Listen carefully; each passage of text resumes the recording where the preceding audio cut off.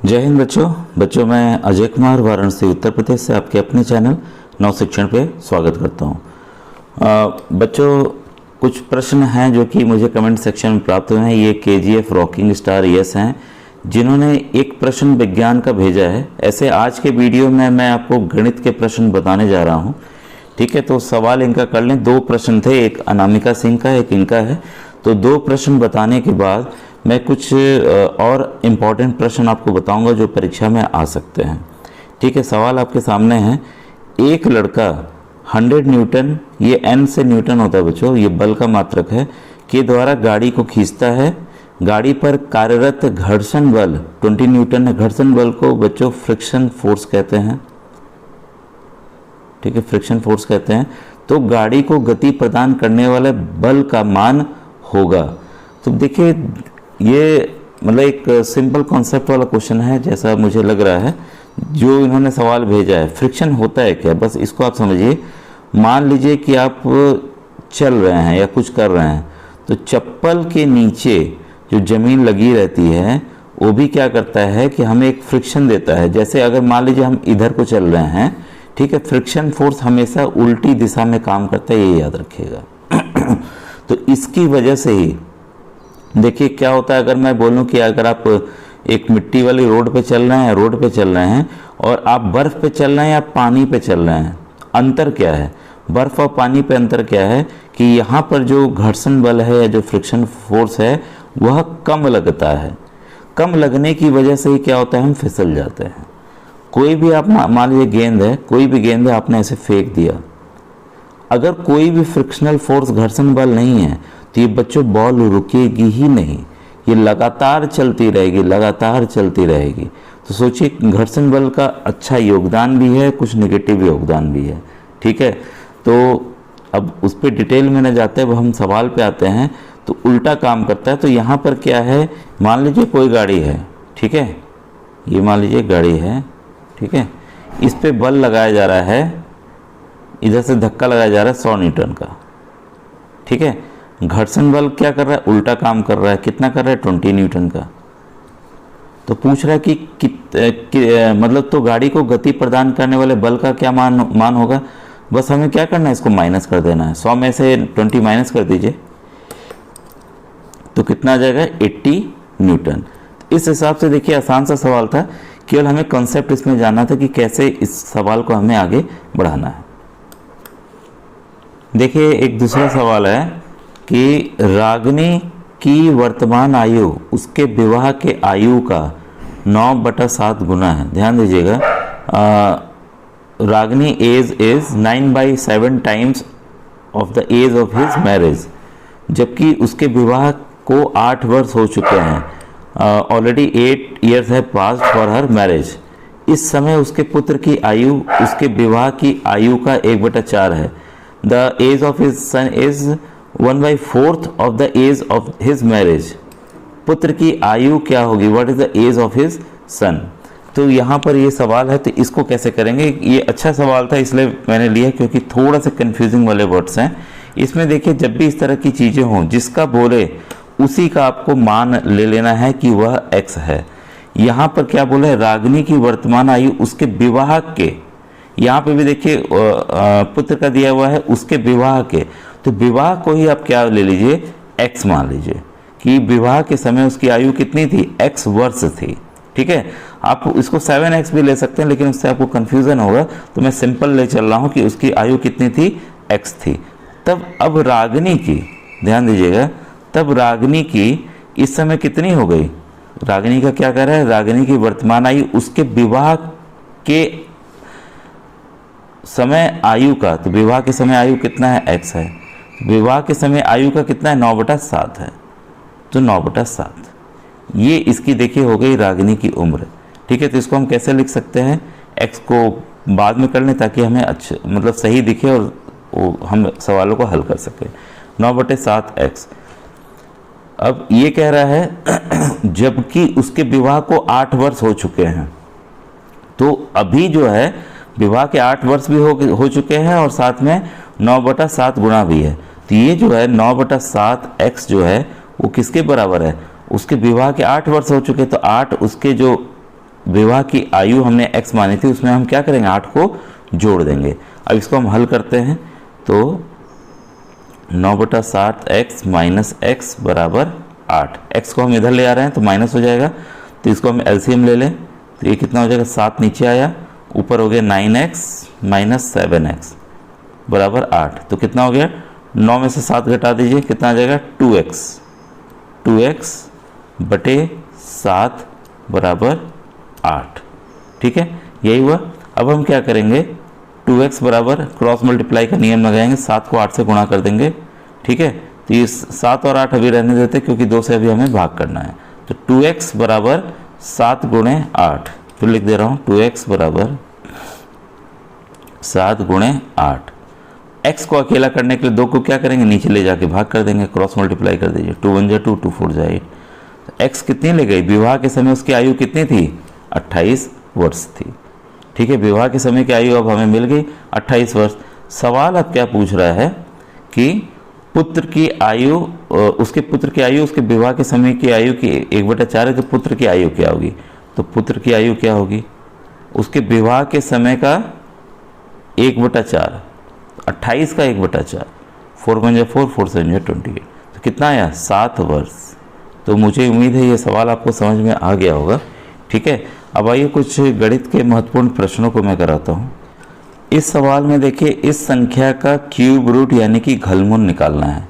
तो इसको आप कैसे करेंगे, पहले सबसे पहले यहाँ से देखिए दशमलव अगर हम हटाते हैं तो नीचे कौन सी कितने जीरो ये संख्या है, 1 2 3 4 5 6, मानी कि 1 लिख के 6 शून्य देंगे, तो हम इसको कैसे लिख सकते हैं, 1 2 3 4 5 6। अगर हम 10 को 6 बार खुद से गुणा करें तो इसको हम इस तरीके से लिख सकते हैं, कोई दिक्कत, ठीक है, नहीं भी ठीक है, मैं 2 तरीके से बता देता हूँ ताकि आप कंफ्यूज ना हो। तब हम ये संख्या कैसे पाएंगे, जब 100 को हम खुद से कितनी बार गुणा करेंगे, 3 बार गुणा करेंगे, तब ये संख्या हमको मिल जाएगी कि नहीं मिल जाएगी, 1 2 3, खुद से गुणा कीजिए, देखिए इतना आ जाएगा आपका 1 2 3 4 5 10 लाख आ जाएगा। ठीक है, तो हम इसको इस तरीके से लिख सकते हैं। ठीक है, तो हम क्या, और 216 को कैसे लिख सकते हैं, 216 को हम 6 गुणे 6 गुणे 6 लिख सकते हैं बटे 100 गुणे 100 गुणे 100। मैं ये घात वाला, ये एक्सपोनेंट वाला इसलिए बताया कि हम इसको फिर ऐसे लिख सकते थे। ये थोड़ा सा आसान दिखता है, लेकिन हो सकता है कई बार बच्चे समझ ना पाएँ, इसलिए मैंने 100 वाला किया है। अब इसका हमें क्या निकालना है, घनमूल निकालना है। ठीक है, 1/3। तो आपको पता है घनमूल निकालने का नियम क्या है, अगर 3 के जोड़े बन गए हैं तो उसमें से एक संख्या हम बाहर निकाल सकते हैं। तो एक संख्या में बाहर निकाल दूँ 6, और नीचे क्या है, नीचे से भी एक संख्या बाहर निकाल दूँ 100। यहाँ पे भी यही होता है, ये देखिए मैंने 10 के घात 2 वाला दिया है, 3 है तो एक बाहर निकाल दिया, 10 के घात 2, 10 के घात 2 कितना होगा, 100 होगा, तो 6/100।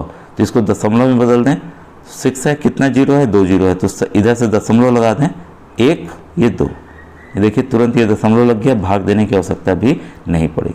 तो इस हिसाब से 0.06 इसका उत्तर आया। देखिए भाई किस में है, तो ऑप्शन नंबर 2 इसका बच्चों सही है। ठीक है, तो मुझे उम्मीद है ये वाला प्रश्न आपको समझ में आ गया होगा। प्रश्न आपके सामने है कथन वाला, वे संख्याएं जिन्हें p/q के रूप में प्रदर्शित किया जा सकता हो परिमेय संख्या कहलाती हैं, जहां p व q पूर्णांक है तथा q जो है नॉट इक्वल टू 0। कथन 2 है, ये तो एकदम सही कथन है। वे संख्याएं जिन्हें p/q के रूप में प्रदर्शित न किया जा सकता हो अपरिमेय संख्या कहलाती हैं। तो ये दोनों के दोनों कथन बच्चों सही हैं, तो 11 का ऑप्शन नंबर 1 जो है वो सही है। ठीक है, अब आइए नेक्स्ट क्वेश्चन पे आए कि ये देखिए अनुपात वाला प्रश्न है, बराबर होगा। ठीक है, तो इसे हम कैसे कर सकते हैं, देखिए इस वाले प्रश्न के लिए हम 4 को कैसे लिख सकते हैं, 4 को हम कैसे लिख सकते हैं, 2 के घात 2। ठीक है, अब ब्रैकेट कर लें, 3.5, 3.5 को हम कैसे लिख सकते हैं, कैसे आएगा, जब 7 को हम 2 से भाग देंगे तभी तो आएगा। ठीक है, और नहीं ये कैसे आया, हटाइए, नीचे 10 आ गया, फिर हम क्या करेंगे, 5 से भाग दे देंगे, 5 2 2 5 5 7 35, 7/2 आ गया। ठीक है, तो ऐसे भी आप कर सकते हैं। तो ये हम क्या लिख लेंगे, 7/2, 2 बिंदी लगा देंगे जैसे लगा है, 2 के घात 5। अब ऐसा किस लिए कर रहे हैं, इसके पीछे बस यही कारण है कि हमें जब भी इस तरह के अनुपात वाले प्रश्न आए जो आधार हो उसको आपको एक जैसा करना है। जैसे 2 है तो यहाँ पे भी 2 लाना है, तो 2 लाना आसान था इसलिए मैंने 2 के घात 2 किया। अब जब ब्रैकेट ऊपर खुलेगा तो आपको पता है कि दोनों घात आपस में क्या होंगी, गुणा होंगी। ये नियम है बच्चों, ठीक है। 2 से 2 घट गया, कितना है 2 के घात 7, तो इसको मैं फिर से लिख दे रहा हूँ 2 के घात 7, 2 के घात 5। अब ये वाला नियम मैंने कई बार बताया हुआ है आपको कि अगर ऐसा हो, ठीक है, तो हम क्या कर सकते हैं, तब हम क्या करेंगे कि यहाँ पर इसको आसान तरीके से मैं और बता देता हूँ। इसको हम क्या करेंगे 2 गुणे 2 गुणे 2 गुणे 2 गुणे 2 गुणे 2, 7 बार मैंने लिख लिया, 1 2 3 4 5 6, ये 7 बटे, ये इस 2 का मतलब होता है बटे 2 को 5 बार कर लें। फिर मैं फॉर्मूला सही बता रहा हूँ आपको, 3 4 ये 5। अब हम क्या करते हैं, काट दें, 0 2 2 2 2 2 2 2 2 2 2, कितना बचा, नीचे क्या बचा, नीचे देखिए सब संख्याएं कट गई तो 1 बचा, ऊपर कितना बचा 2 दूनी 4, 4:1, कितना बचा 4:1। तो उत्तर हमारा आ गया है, 12 का उत्तर क्या है, पहला है। अब देखिए सवाल आपके सामने है 13th वाला, एक घन की ऊंचाई क्या है जिसका आयतन 729 है मीटर क्यूब है। घन का आयतन क्या होता है, 1 क्यूब होता है, आपको पता है 1 क्यूब बराबर 729। तो उसकी ऊंचाई पूछ रहा है, तो घन में पता है आपको लंबाई बराबर होता है आपका चौड़ाई के, चौड़ाई बराबर होता है ऊंचाई के। तो हमें ये निकालने के लिए क्या करना होगा कि उसका हमें घनमूल निकाल देना होगा 729 का, ठीक है। तो a क्यूब बराबर 729, और ऐसे भी मैंने आपको कहा है कि 10 तक आपके घनमूल आपको याद होने चाहिए, ठीक है। 729 इसका क्या निकालना है, क्यूब रूट निकालना है। तो 729 कैसे आएगा, जब 9 गुणे 9 गुणे 9 हम लिखेंगे, इसका हमें क्या निकालना है, घनमूल। तो 1 3 का जोड़ा बन गया तो 1 बाहर निकाल लीजिए, तो 9 मीटर इसका उत्तर आ गया। तो ऑप्शन नंबर 3 बच्चों इसका सही है। आपके सामने है अभिकथन है, आयत एक समानांतर चतुर्भुज होता है, ये तो सही है। इसका प्रत्येक कोण 90 डिग्री का होता है, तो ये गलत है। तो 14 का 3 बच्चों सही है, ठीक है। इसके बाद अभिकथन, अचर शून्य घात वाला बहुपद होता है, ये सही है। कारण जब बहुपद के दोनों पदों को चर के घातांकों के अवरोही क्रम में लिखा जाए तो इसे बहुपद का मानक रूप कहते हैं, ये भी सही है। लेकिन बच्चों ये सही व्याख्या नहीं कर रहा है, तो ए और बी दोनों सही हैं लेकिन वो सही व्याख्या नहीं कर रहा है। अब 16 सवाल है कि चक्रीय चतुर्भुज के सम्मुख कोण समपूरक होते हैं, सही है। कारण चतुर्भुज के सम्मुख कोणों का योग 180 डिग्री होता है, ये एकदम सही है। तो 16 में बच्चों क्या है कि आर और दो, ये ए और आर दोनों सत्य हैं और आर जो है ए की सही व्याख्या कर रहा है। बच्चों ये सवाल आपके सामने, एक समचतुर्भुज यानी कि रोम्बस का क्षेत्रफल 240 सेंटीमीटर स्क्वायर है और विकर्णों में से एक विकर्ण की लंबाई इतनी है, तो दूसरे विकर्ण की लंबाई क्या होगी।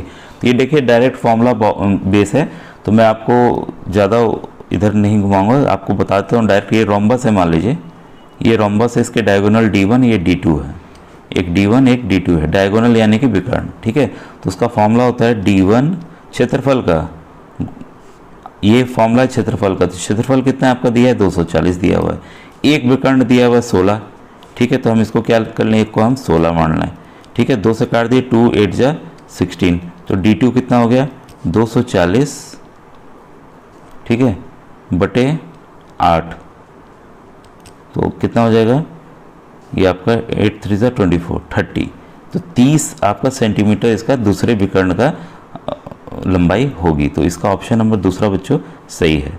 ये वाला सवाल बच्चों आप पे मैं छोड़ रहा हूँ, इसका आप कमेंट सेक्शन में उत्तर लिख के बताइएगा।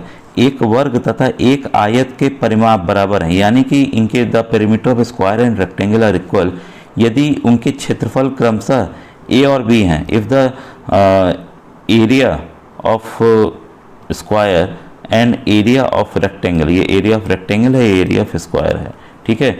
तो क्या सही होगा कि a is less than b, a is greater than b, a is less than और equal to b, a is greater than और इक्वल टू b। तो इसका आप उत्तर मुझे कमेंट सेक्शन में लिखकर बताइएगा। आज का वीडियो बच्चों कैसा लगा जरूर बताइएगा।